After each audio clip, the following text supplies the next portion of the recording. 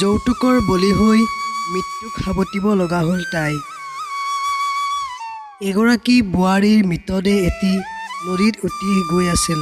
তেনেতে নদীত পানী নিবলৈ অহা কবিৰাজ এজনে মৃতদেহটো দেখি সুধিলে, কোন হয় তুমি? কিয়নো বৈ গৈছা পৃথিৱীৰ সকলো সুখ এৰি? ইমান সুন্দৰ ৰূপ তোমাৰ যেন সৰগৰ পৰি, যেন ফুলনিৰ ফুল হে তুমি, জাকত জিলিকা ৰূপ, হাতৰ জেতুকা কাৰ নামৰ পিন্ধিছা তুমি শিৰত সেন্দুৰ, হাতৰ খাৰু আৰু ডিঙিৰ কেৰু, দেখি লাগিছে তুমি যেন হয় কোনো ডাঙৰ মানুহ। কোনেনো সজিলে তোমাক অপেশ্বৰীৰ দৰে? কিয়নো উটি গৈছা তুমি কাগজৰ দৰে? নাযাবা ৰূপৱতী তুমি এই পৃথিৱী এৰি, ভাবি চোৱাচোন কি হ'ব তোমাৰ বিনে মা দেউতাৰাৰ গতি। বহুত মৰমত তুলিছিল তোমাক, কিয়নো গৈছা তুমি সকলো এৰি, আহা আকৌ ঘূৰি অ' চিনাকি নাৰী, তোমাৰ বিনে ঘৰৰ মানুহৰ কি যে হ'ব গতি।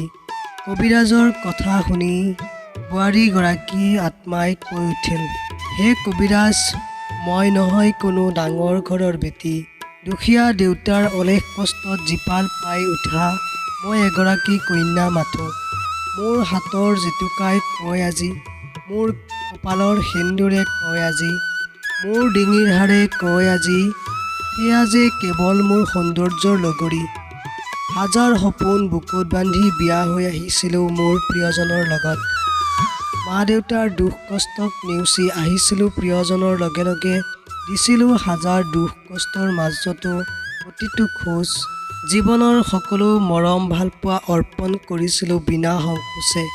কিন্তু আজি মোৰ শেষ ঠিকনা পাইছোঁ মৰণ সকলো ত্যাগৰ প্ৰতিফল ৰূপত। দুখীয়াৰ ঘৰত জন্ম লভাই পাপ কন্যা সন্তানৰ বাবে, যৌতুকৰ বলি আজি মই।